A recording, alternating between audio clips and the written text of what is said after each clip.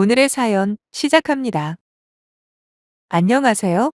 올해 35 혼기가 꽉 찼다는 이야기를 요즘 부쩍 많이 듣고 있는 여성입니다.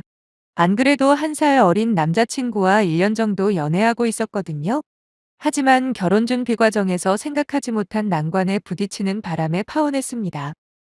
주변 사람들에게는 그냥 이런저런 게 맞지 않아서 헤어졌다고 둘러대긴 했는데 어디에다 있었던 그대로 푸념이라도 하고 싶어서 이렇게 사연을 적고 있는 거예요.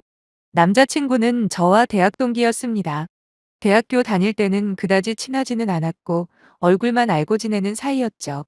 대학 졸업하고도 한동안 연락은 거의 하지 않고 지내다가 작년 이맘때쯤 우연히 다시 만났어요.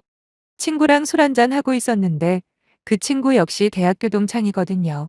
근데 그 친구랑 남자친구는 꾸준히 연락을 유지해온 모양이었고 우연히 합석을 하면서 남자친구와의 인연이 시작되었지요. 냉혹하고 비정한 사회생활을 하면서 이리저리 상처투성이었던 저는 오랜만에 남자친구를 다시 만나니 마치 20대 풋풋했던 그 시절로 돌아간 기분이 들더라고요. 게다가 그날의 만남을 기점으로 남자친구는 누가 봐도 저한테 마음이 있는 것처럼 자주 연락을 해왔고 그런 남자친구가 저도 싫지 않았던 터라 그의 적극적인 대시에 결국 저희는 사귀게 되었네요. 사실 저는 대학교 졸업하고 곧바로 일본으로 유학을 떠났거든요. 원래는 어학연수로 떠났다가 본격적으로 공부를 해보고 싶어서 대학원까지 진학하기로 결정했고요. 그리고 학업을 마친 뒤에는 한국으로 들어오려 애초에 계획을 했었는데 교수님 추천으로 어쩌다 취업까지 하게 되었습니다. 그렇게 일본에서 3년 동안 커리어를 쌓다가 한국으로 돌아와 재취업을 했고요. 그렇게 다시 직장을 다니기 시작한 지는 2, 3년밖에 되지 않았는데 저희 집안이 경제적으로 엄청 유복하거나 그런 수준까지는 아니지만 그래도 제가 하고 싶다는 건 거의 다 지원해 주신 부모님의 서포트가 있었기에 가능한 인생이라고 생각해요. 그 점은 제가 죽을 때까지 부모님께 감사해야겠죠. 그래서인지 저는 더 이상 부모님께 경제적으로 기대고 싶지 않았습니다. 특히 결혼만큼은 제 힘으로 하고 싶었지요. 그래도 스펙이 나름 좋아서인지 현재 다니는 회사에서 연봉도 꽤 많이 받고 있는 걸 감안하면 최대 2, 3년만 바짝 모으면 충분히 혼자 결혼 비용을 해결할 수 있겠더라고요. 그렇기에 남자친구와 연애를 시작하면서 저는 분명히 당장 결혼할 마음이 없다고 말했고 남자친구는 저랑 같은 생각이라면서 그런 건 신경 쓰지 말고 연애에 집중하자고 하더라고요. 하지만 사귄 지 6개월쯤 지나면서부터 남자친구는 은연중에 만약 우리가 같이 살면 얼마나 행복할까? 그리고 우리 둘을 똑 닮은 아이를 본다면 기분이 어떨까 등등 우리 둘의 미래에 대해 진지하게 고민하는 말을 종종 꺼내더군요. 그럴 때마다 제 마음은 이상하게 불편하고 부담스럽길래 지금은 먼 미래의 이야기보다는 지금 현재의 우리에게 집중을 하자고 하면서 대화의 주제를 다른 쪽으로 돌리곤 그랬네요. 그러다가 저희가 사귄 지 1주년이 되었을 무렵 남자친구가 기어이 저한테 프로포즈를 해왔습니다. 프로포즈를 할 만큼 나를 사랑하는구나 싶어서 기쁘기도 했지만 동시에 아무런 준비도 되어 있지 않은데 어떻게 하나 하는 걱정과 우려도 많았지요. 결국 저는 남자친구에게 나는 아직 결혼할 준비가 안 되어 있다고 말하며 미안하다는 사과와 함께 거절을 했어요. 그럼에도 불구하고 남자친구는 자기가 모아둔 돈도 있고 거기다 자기 부모님이 신혼집은 책임지고 해주실 거라면서 제발 다시 생각해보라고 애원을 하더라고요. 저는 정작 내가 가진 게 별로 없는 게 마음에 걸려서 그런 거다라고 대답을 했더니 남자친구가 한다는 말이 자기는 아무 상관없답니다. 오히려 장기적으로 봤을 때는 본인보다 제 연봉이 훨씬 많으니까 나중에는 쌤쌤 아니냐고 제 입장을 배려해주는 거예요. 그런 말을 들으면서도 저는 미안하고 부담스러워 다시 한번 거절을 했죠. 하지만 동시에 저 역시 남자친구를 사랑하는 마음이 무척이나 컸기에 친정 부모님께 남자친구가 프로포즈를 해온 사실과 이러저러한 이유로 거절을 했다 말씀을 드렸습니다. 감사하게도 저희 친정 부모님은 제 이야기를 들으시자마자 서로 끔찍하게 사랑하는 사람을 만나는 게 얼마나 힘든 일인 줄 아냐고 하시며 현금으로 1억 원을 지원해 줄 테니까 결혼을 하라고 하시더라고요. 일본에서 직장 생활을 하는 동안에는 직접 벌어서 생활비로 충당했고 그나마 남은 돈은 한국에 돌아와 자리 잡는 데 썼던 터라 애초에 큰돈을 가지고 한국에 들어온 것도 아니에요. 거기다 정작 연봉 좋은 회사에 재취업이 되었다고는 하나 그동안 제가 모아놓은 돈이 3천만 원이 겨우 넘는데 이걸로 저 혼자 힘으로 결혼을 어떻게 하겠어요. 그래서 거절을 했던 건데 부모님께서 도와주신다고 하니 더 이상 저도 고집을 부리기가 애매하더군요. 그래서 제가 모아둔 돈 3천에 부모님이 약속하신 1억으로 결혼 준비를 하기 시작했습니다. 참고로 저는 서울에서 태어나 초중고 대학을 전부 서울에서 나왔어요. 그러다 일본으로 유학을 떠났고 계속해서 일본에 있었지요. 약 6년간의 일본 생활을 접고 다시 본가가 있는 서울로 들어왔는데 딱히 서울을 고집한 건 아니에요. 직장 역시 어쩌다 보니 부모님 집이랑 멀지 않은 곳에 위치한 외국계 금융회사에 취직을 하게 되었고요. 정확한 연봉은 6천 중반에서 7천 사이로 솔직히 제 또래에 비해서 많은 편이라고 생각합니다. 남자친구의 경우에는 서울에서 멀지 않은 곳에 위치한 지방에서 토박이로 나고 자랐는데 대학을 제외하고는 전부 그 지역에서 나왔어요. 당연히 남자친구를 제외한 온 가족이 거기 거주하고 있고요. 남자친구는 결혼하면 다시 고향으로 내려가서 살고 싶다고 했습니다.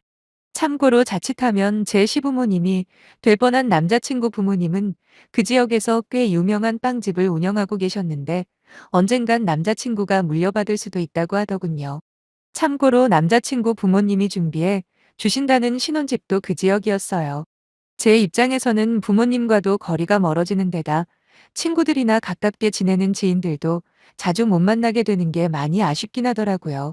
그래도 신혼집을 가지고 결혼 생활 시작하는 게 어디냐 좋게 생각했네요. 그렇게 양가 상견례도 마치고 결혼식장도 정해놓으니 이제 진짜 결혼이라는 걸 하는구나 싶은 실감이 확 들었어요. 뭐 모든 것이 원만하고 순조롭게 흘러가는 것만 같았지요. 그러다 몇 주 전 남자친구와 함께 커피숍에서 데이트를 할 때였어요.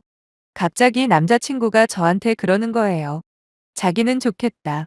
남자집에서 신혼집도 해줘. 나중에 시부모님한테 물려받을 재산도 적지 않은데 이게 얼마나 좋은 조건이야 라고 말이에요. 그러면서 농담식으로 한다는 말이 얼마 전 본인이 인터넷에서 퐁퐁남이라는 걸 봤답니다. 저도 요즘 사람인지라 그게 무슨 말인지 잘 알고 있어요. 그래서 기분이 확 상했죠. 왜냐하면 퐁퐁남이라는 말이 결코 좋은 뜻이 아니거든요. 과거에 이 남자 저 남자 실컷 만나다가 나중에 결혼할 때는 착하고 능력 좋은 남자 만나서 시집가는 여자들이 제법 있는 건 저도 압니다. 그리고 그런 여자들에게 제대로 남편 대접도 못 받고 돈만 갖다 바치는 남자들을 퐁퐁남이라고 부르고요. 문제는 저와 남자친구 사이를 아무리 뜯어봐도 남자친구가 자기를 퐁퐁남이라고 생각할 만 건덕지가 일절 없는 겁니다. 저는 부들부들 떨리는 손으로 남자친구를 노려보며 물었어요. 지금 무슨 뜻으로 한 말이냐고요. 그랬더니 남자친구는 멋쩍은 듯이 웃으면서 자기는 진짜 괜찮다는 거예요. 사실 20대 여자가 일본에서 오래 생활을 했을 때는 다들 그런 걸 생각한다면서 마치 제가 일본에서 엄청 문란하게 생활했다는 것처럼 단정지어 이야기를 하더라고요.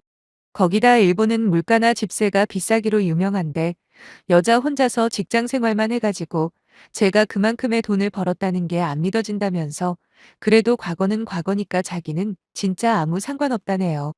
얼마나 쿨한 척을 하는지 오히려 그러니까 더 이상하게 보일 뿐이었습니다.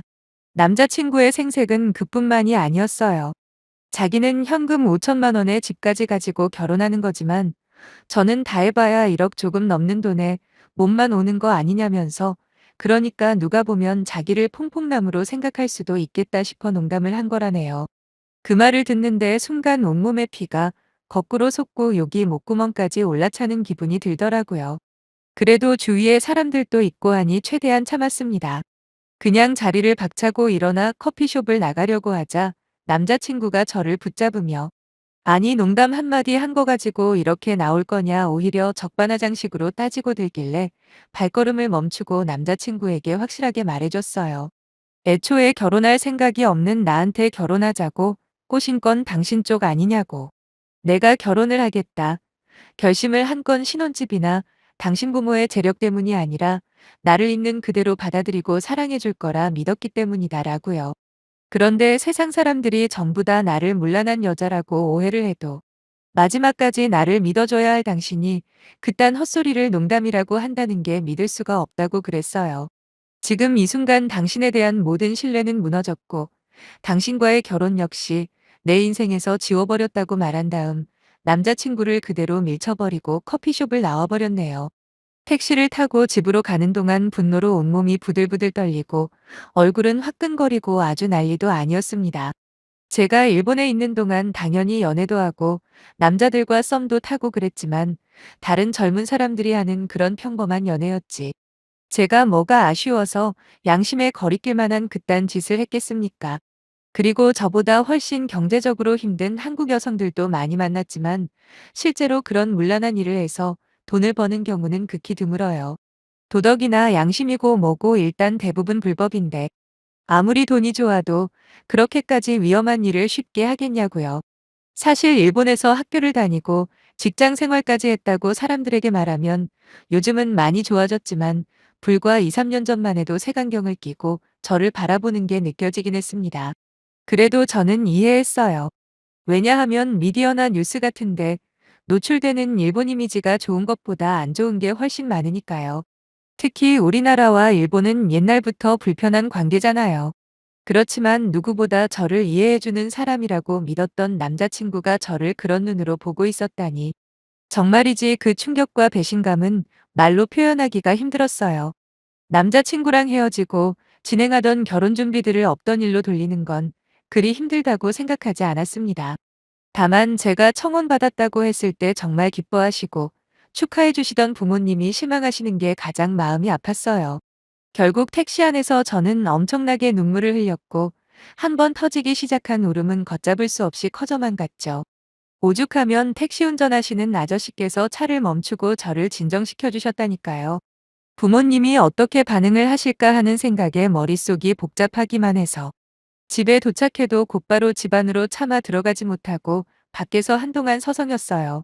그러다 마침내 용기를 쥐어짜내 집 안으로 들어갔는데 웬걸 저를 미소로 반겨주시는 부모님 얼굴을 보자마자 또다시 눈물 콧불 범벅이 되는데 불과 1분도 안 걸렸던 것 같네요. 부모님은 저를 보시자마자 화들짝 놀라시며 무슨 일이냐고 물으셨고 처음에는 그냥 대충 둘러댈까도 생각했었습니다. 왜냐하면 뼈 빠지게 고생해서 딸내미 지원해서 사람 구실 할 수 있게 만들어 놨는데 어디서 만난 등신 같은 놈한테 퐁퐁이니 뭐니 그딴 소리나 듣고 다녔다고 하면 저희 부모님 입장에서 얼마나 속이 상하시겠어요. 그래서 가장 흔히 둘러대는 성격 차이로 헤어지기로 결심했다 핑계를 대봤지만 저 자신보다 저를 잘 아는 부모님께서 속으실 리가 만무하죠. 결국 남자친구가 저에 대해서 이런 오해를 하고 있었고 그걸 농담이랍시고 입 밖으로 꺼내길래 이 결혼은 안 하는 게 답이다 싶어 이별 통보를 했다고 솔직하게 말씀을 드렸어요. 그러자 저희 아버지는 남자친구에게 별의별 상욕을 퍼부으시며 당장이라도 찾아가서 가만히 안 놔두겠다 노발대발 하시더라고요. 괜히 긁어서 부스럼만 만들면 오히려 우리가 피곤해질 거라 달래드리며 겨우 말겼습니다. 그리고 그럴 가치도 없는 인간이라고 그저 부모님께 죄송한 마음뿐이라며 사과를 드렸어요. 부모님 역시 당신들도 저한테 결혼을 재촉하지 않았냐. 그러니 이번 일은 누구 한 사람만의 잘못이라기보다 지독하게 운이 안 좋은 케이스라고 위로를 해주셨습니다. 그러면서 차라리 결혼 전에 그딴 인간인 걸 알아서 다행으로 여기자고 하시더군요. 남자친구는 그날 이후로 하루도 빠지없이 하루에도 수십 통의 전화와 문자를 걸고 보내왔습니다. 원래부터 장난을 잘 치고 선 넘는 농담도 종종 하던 사람이긴 했지만 이번에 자신을 퐁퐁남으로 비교하면서 자기가 훨씬 손해보는 결혼을 한다며 생색낸 건 절대로 장난이라는 변명으로 넘길 수 없다 생각합니다. 오히려 그 사람 마음속 깊은 곳에 숨겨져 있던 진짜 본심이 새어나왔다고 저는 보거든요. 그러니 남자친구가 아무리 연락해오고 매달린다 해도 제 마음은 조금도 흔들리지 않았고 나중에는 저희 집 앞까지 찾아와 자기가 잘못했다며 빌더라고요.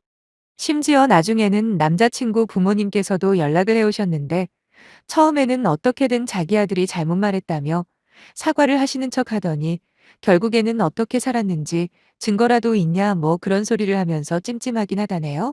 그러면서도 제가 이 정도로 강경하게 나오는 걸 보면 또 제 말이 맞는 것 같다면서 믿어줄 테니 적당히 이쯤에서 그만하고 얼른 둘이 결혼하라고 하시는데 솔직히 결혼을 하기로 약속한 사이일 뿐이지 뭐 동거를 했다거나 사실혼 관계도 아니라 확실하게 파혼을 하는 것 말고는 뭔가 시원하게 되갚아줄 건 딱히 없더군요. 그나마 제가 얼마나 열심히 살았는지 아는 몇몇 대학 동기들이 제가 파혼을 할 수밖에 없는 이유를 주변에 널리 전파해주는 바람에 남자친구는 이제 얼굴도 들고 다닐 수 없는 그런 상황이 된 모양이더라고요. 지금 생각하면 귀싸대기라도 한 대 올려붙이고 헤어질 거라는 후회도 남긴 하지만 그래도 일이 더 커지기 전에 이런 썩어빠진 사고방식을 가진 인간들의 민낯을 알게 돼서 다행이다 싶은 마음뿐이네요. 푸념처럼 늘어놓은 이야기였지만 그래도 제 이야기에 관심 가져주시고 저만의 임금님은 당나귀귀 대나무 숲이 되어주신 분들 모두 감사드립니다.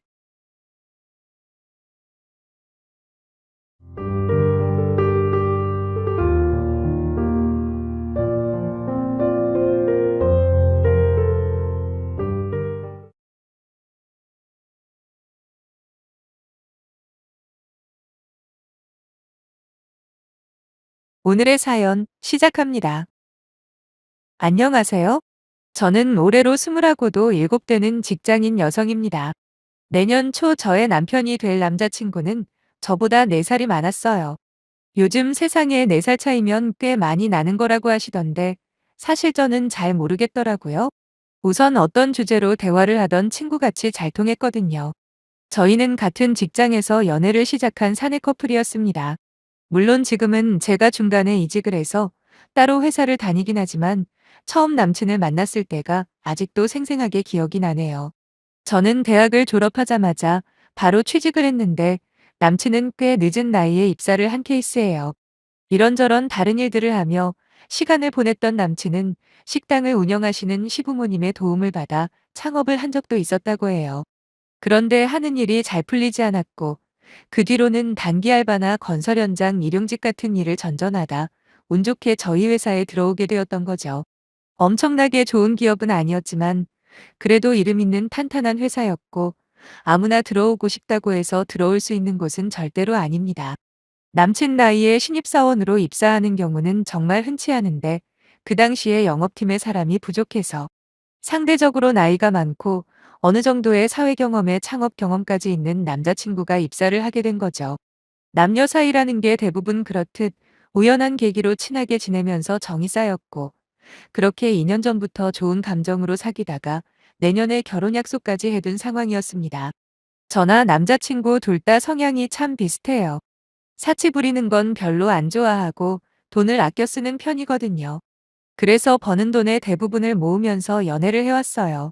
물론 저라도 친구들처럼 좋은 옷 좋은 화장품이 싫은 건 아니지만 제가 무슨 부잣집 딸도 아니고 남들 하는 거 전부 다 따라하고 살면 돈은 언제 모으겠어요. 나름 열심히 절약하며 살다 보니 올해 말에 적금이 하나 끝나면 제가 모은 돈이 5천만 원은 되겠더라고요. 집에서 출퇴근하고 월급도 대부분 모으다 보니 또래 친구들보다는 많은 금액이라고 생각합니다. 남자친구한테 프로포즈를 받은 뒤로 지금까지 대충 얼마나 모았냐고 물어본 적이 있어요. 작년 말에 어머님 병원비에 500만 원 보태드린 걸 빼고 나면 지금 통장에는 4천만 원 조금 안 되게 있다고 하더군요. 저희 두 사람 모은 돈을 합치더라도 솔직히 결혼 자금으로 넉넉하지는 않다는 거 알아요. 하지만 결혼을 뒤로 미루고 싶은 마음은 없었죠. 우리 두 사람이 연애하면서 마음이 잘 맞았기 때문에 앞으로도 같이 살면서 돈 관리를 열심히 하면 충분히 집 사고 다 할 수 있을 거라는 자신이 있었거든요. 저희는 신혼집이건 뭐건 부모님 도움 바라지 말고 저희끼리 알아서 하는 쪽으로 합의했습니다. 참고로 저희 친정 쪽은 부모님 노후가 어느 정도 준비는 되어 있긴 해요. 하지만 그렇다고 빵빵하게 여유가 있는 수준은 아니고 그냥 평범한 중산층이라고 보시면 될 겁니다.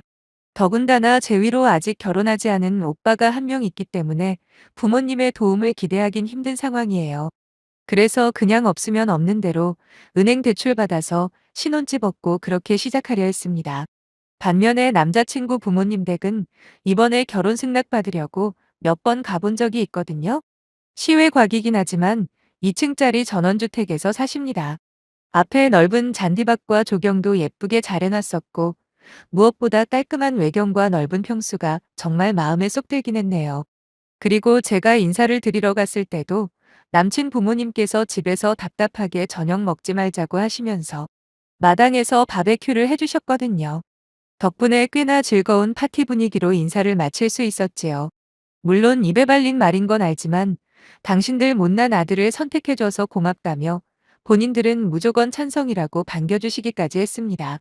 한눈에 봐도 저희 집보다 좋은 환경처럼 보였고 남자친구와 결혼하게 된다면 최소한 시부모님에게 도움은 못 받더라도 저희가 시부모님을 책임지고 부양해야 하는 일은 없을 거라 생각되었어요.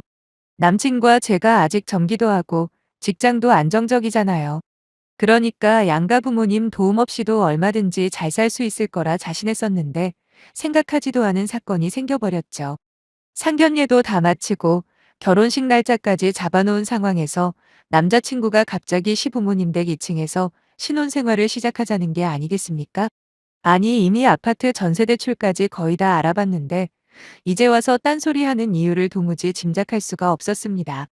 저희가 사는 지역이 서울이나 수도원이 아니라 지방에 있는 중소도시라서 그럭저럭 살만한 아파트 전세를 얻으려면 1억 5천으로도 가능하거든요. 물론 신축이나 넓은 평수의 아파트는 3억짜리 전세도 있긴 하지만 적당하게 출퇴근하기 편하고 나중에 아이가 생기더라도 아파트 내부에서 운영되는 어린이집이 있는 아파트도 1억 5천이면 정말 충분하더라고요. 저희 두 사람 모은 돈에 1억 정도 전세 대출 받아 혼수까지 해결을 하면 별다른 어려움은 없습니다.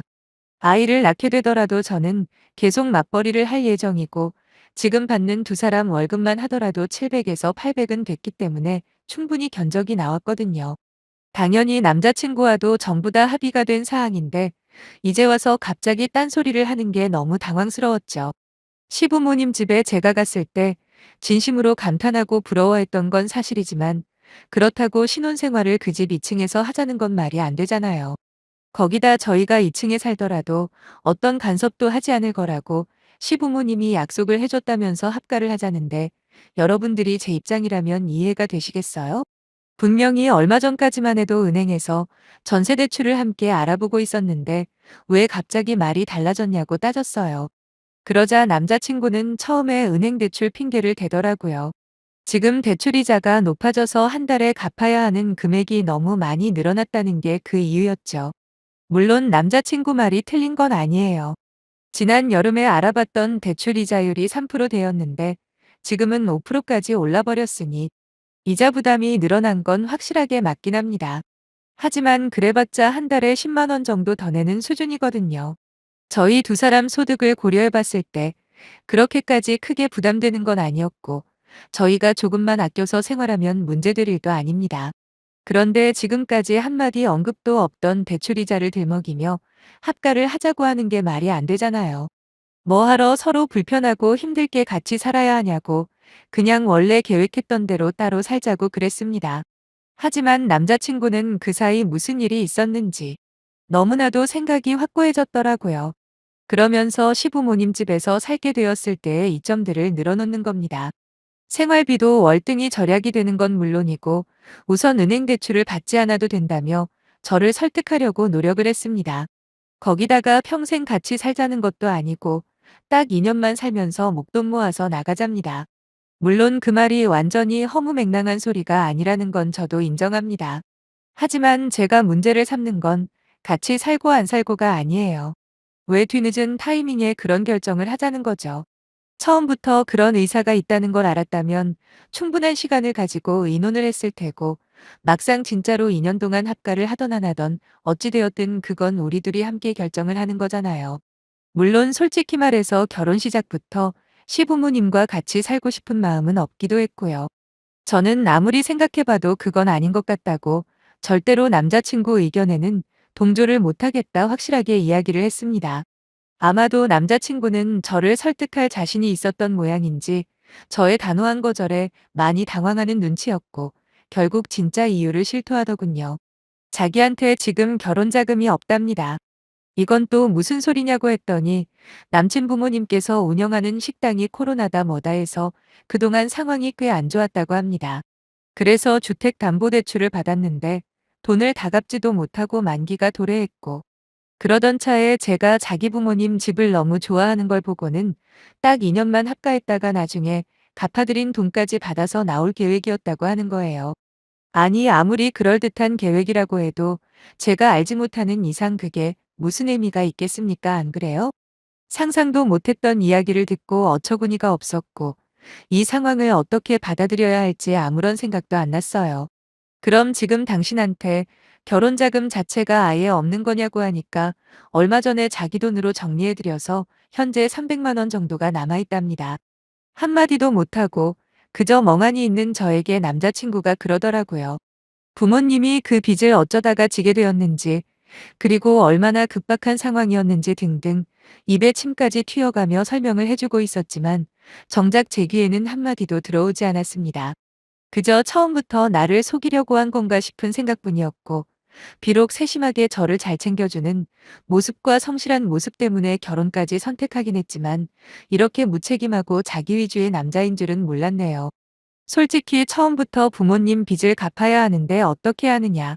자기는 일단 급한 불부터 끄고 딱 2년만 어떻게 같이 살다가 분가하는 게 좋을 것 같은데 라고 하면서 제 생각을 물어왔다면 이렇게까지 배신감을 느끼지는 않았을 겁니다. 그럼 어떤 결정을 내렸더라도 우리 둘의 공동 책임일 테니까 말이죠. 저는 남자친구에게 일단 우리 결혼은 미루고 다시 원점에서 생각해보자고 말하곤 집으로 돌아왔어요. 한 차례 말다툼을 하고 집으로 혼자 돌아오면서 곰곰이 생각을 해봤습니다. 그런데 내가 어디까지 이해를 해줘야 할지 도저히 감이 안 잡히더라고요. 저희 부모님에게 이 사실을 그대로 말씀드렸고, 뭐 당연하겠지만 저희 부모님은 두 분 다 그딴 놈이랑은 결혼 때려치우라고 난리가 났었죠. 아무리 급박한 상황이라고 해도 그렇지 부모가 돼가지고 자식 결혼 자금으로 빚 갚을 생각을 하는 게 말이 되냐고요. 거기다 그런 일이 있으면 진작에 찾아와서 상의를 하는 게 인지상정일진데 지들 멋대로 하고 나서는 무슨 대출 핑계 대면서 은근슬쩍 같이 살자고 하는 꼬라지가 전형적인 사기꾼 집안이랍니다.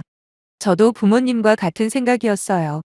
몇 년 동안 일해서 모은 결혼 자금을 자기 아내가 될 사람에게 이런 방구도 없이 부모님 빚 갚아버리는 남자친구나 또 그 돈이 아들의 결혼 자금이라는 걸 알면서도 넙죽 받아버린 남친 부모님도 전부 다 이해가 안 가기는 마찬가지였죠. 모르긴 몰라도 제가 남친 부모님 집에 갔을 때 좋아했던 모습만 보고는 철저하게 자기들 편한 대로 계산을 했던 거였을 겁니다. 대충 둘러대고 분위기를 몰아가면 제가 어쩔 수 없겠지 하며 따라올 거라고 말이죠. 그렇게 생각하니까 더 화가 나더라고요. 처음부터 완전히 무시당한 기분이 들었고, 만약에 이번 한번 참고 넘어간다면 앞으로 살면서 얼마든지 저한테 물어보지도 않고 큰일들을 저지를 사람처럼 느껴졌어요. 저희 부모님 말씀을 쭉 듣다 보니까 저도 자연스럽게 생각이 정리가 되었습니다. 그리고 곧장 남자친구한테 전화를 걸어서 우리 결혼은 없는 걸로 하기로 하고 당분간 우리들 사이도 거리를 두는 게 나을 것 같다 그랬어요.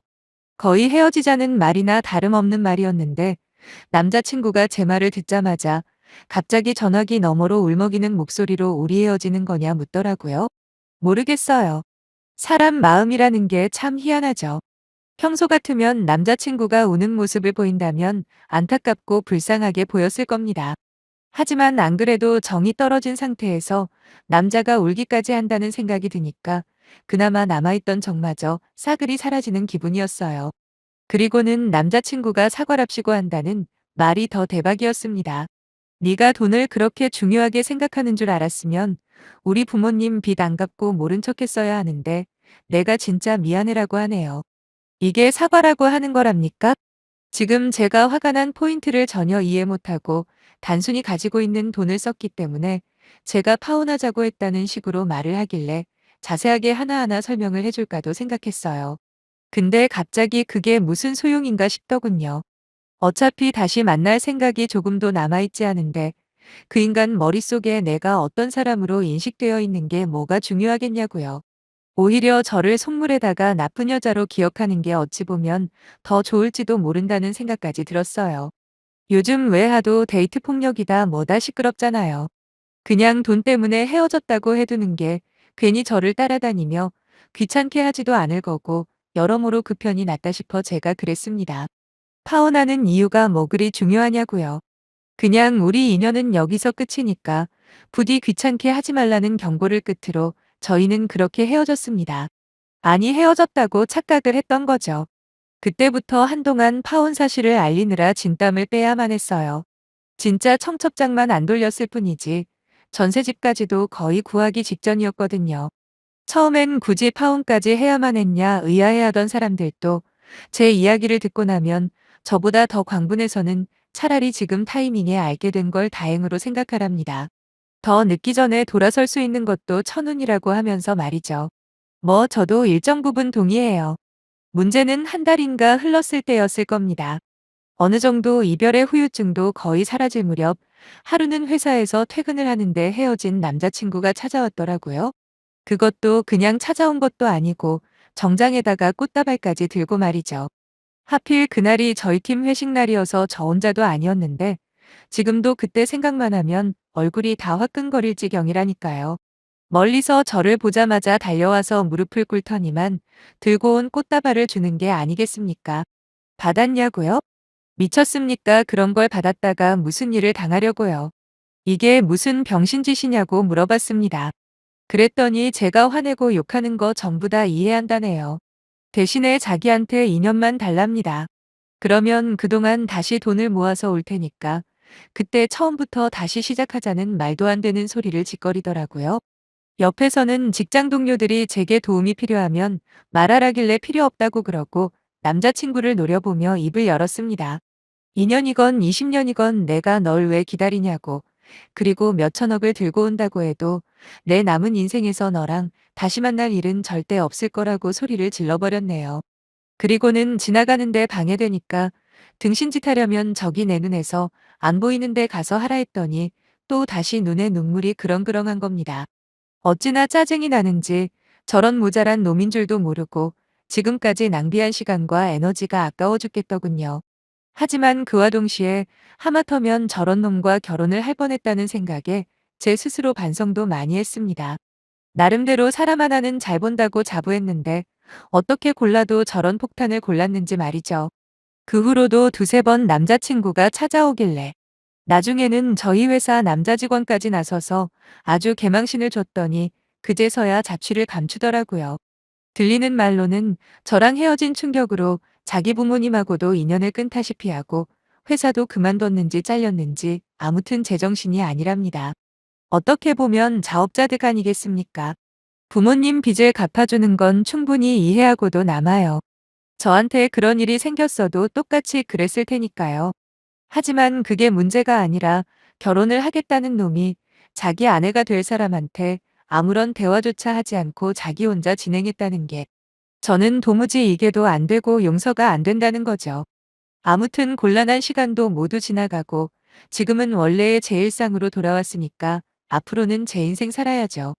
별 볼 일 없는 제 사연에 관심 가져주신 분들 모두 늘 행복하시길 바리며 이만 줄일게요. 감사합니다.